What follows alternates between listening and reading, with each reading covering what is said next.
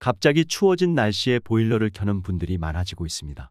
하지만 한편으로는 고물가, 고유가로 인해 난방비 폭탄을 맞지는 않을지 걱정도 많으실 텐데요. 오늘은 실내 온도는 따뜻하게 높이고 난방비는 줄이는 8가지 방법을 빠르게 소개해 드리겠습니다. 첫 번째는 우리 집 보일러부터 다시 보자입니다.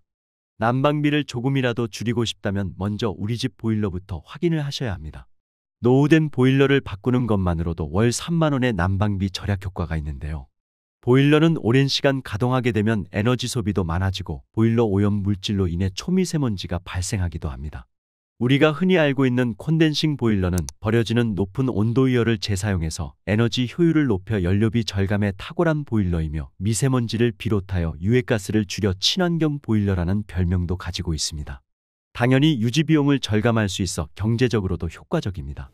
10년 이상 노후된 일반 가정용 보일러는 친환경 콘덴싱 보일러로 교체 시 정부에서도 지원금을 받으실 수 있는데요. 혹시 보일러를 교체하셔야 하는 분들은 지자체마다 남은 예산이 다르다고 하니 반드시 지자체에 문의해 보시기 바랍니다.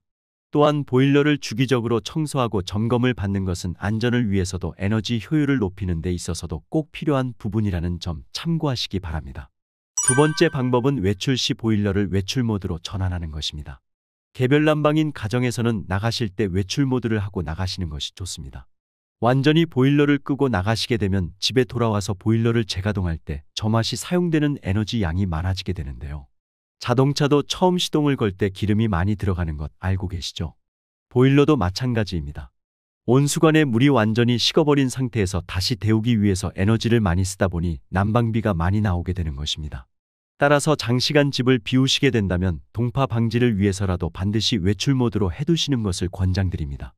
보일러를 오랜 기간 사용하지 않으신다면 보일러 내부의 물을 완전히 배출시켜 주시는 것도 좋은 방법이 될 수 있으니 이 부분도 참고하시기 바랍니다. 세 번째는 보일러 배관을 청소하는 것입니다. 10년 이상 노후된 보일러의 경우에는 난방 효과가 떨어질 수밖에 없기 때문에 난방비 부담이 커지게 되는데요.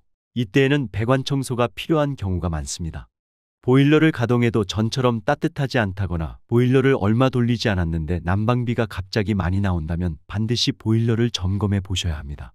온수배관의 공기가 차도 잘 돌지 않기 때문에 난방수를 2, 3년에 한 번씩 주기적으로 교체해 주시는 것이 좋으며 이렇게만 해도 약 20% 이상의 난방비를 절약할 수 있습니다. 네 번째는 가습기 사용하기입니다. 가습기가 난방비와 무슨 연관이 있냐고 생각하실 수 있는데요. 습도를 40에서 60% 정도 유지한 채 보일러를 가동하면 공기순환이 빨라져 실내 온도가 빨리 상승하고 수분이 열을 오랫동안 머금어 실내 공기 온도가 쉽게 내려가지 않아 난방 효율이 높아집니다.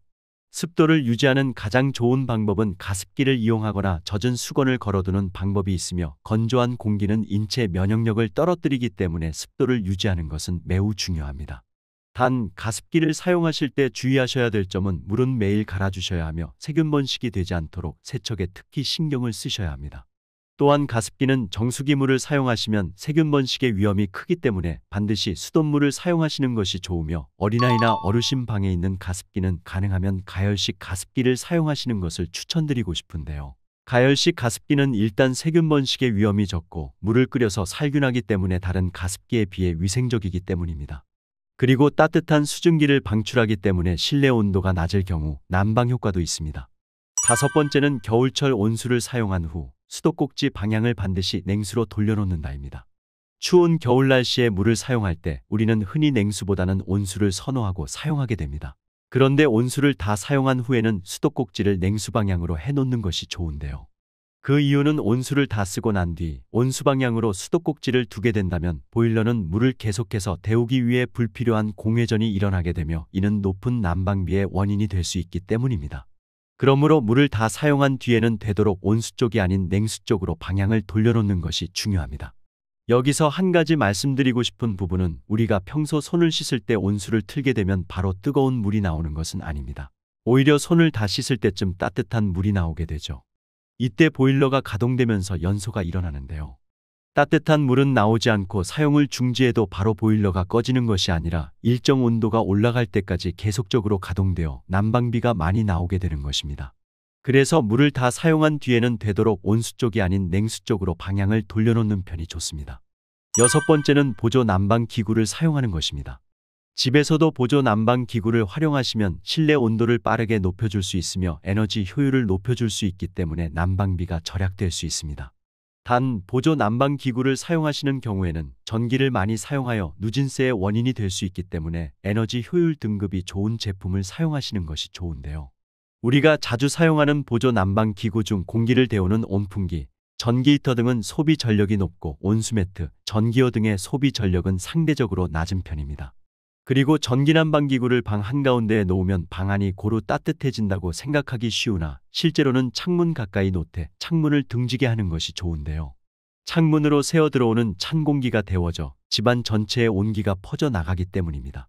또한 찬 공기는 아래쪽으로 가라앉고 따뜻한 공기는 위로 떠오르기 때문에 난방기구는 바닥에 놓고 사용하면서 아래 공기를 데워 대류시키는 것이 좋습니다. 직접 열을 내진 않지만 바닥에 카펫이나 단열 매트를 깔아서 보일러로 따뜻해진 바닥 온기를 오랫동안 지속하며 난방 효율을 높이는 방법도 효과적입니다. 7번째는 단열에 신경 쓰기입니다.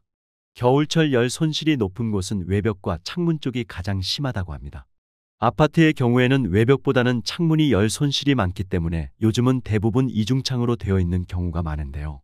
이때 집안에서 빠져나가는 열기만 잡아줘도 에너지 낭비를 줄일 수가 있습니다.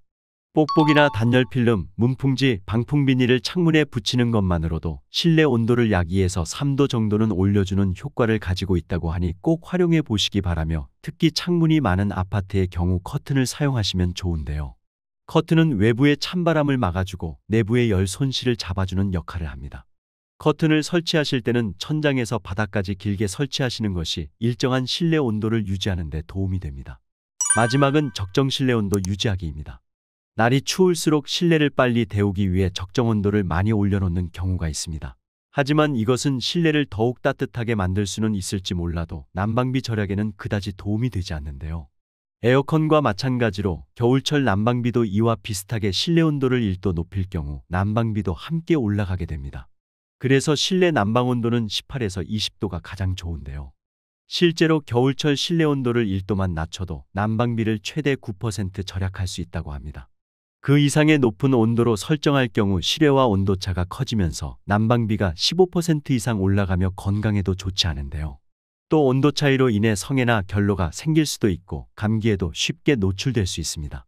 그렇기 때문에 실내 난방 온도는 적정 수준으로 맞춰두되 수면 양말 및 수면 바지, 내복 등 난방용품을 함께 사용하면 체감 온도를 약 2.2도가량 높일 수 있으므로 난방비 절약과 건강에 도움이 되며 이때 실내 환기도 주기적으로 하는 편이 좋습니다.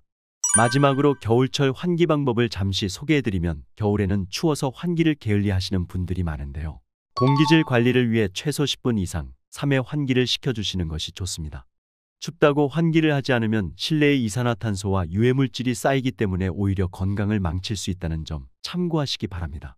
오늘 제가 말씀드린 방법 중 한두 가지 이상은 꼭 가정에서 활용하셔서 난방비는 줄이고 따뜻하고 건강한 겨울 보내시면 좋겠습니다. 오늘 내용 도움이 되셨나요? 도움이 되셨다면 주변 지인분들께도 오늘 영상 많이 공유해 주시고요. 저는 다음 시간에 시니어분들께 더욱더 도움되는 정보로 다시 찾아오겠습니다. 오늘도 끝까지 시청해 주셔서 감사합니다.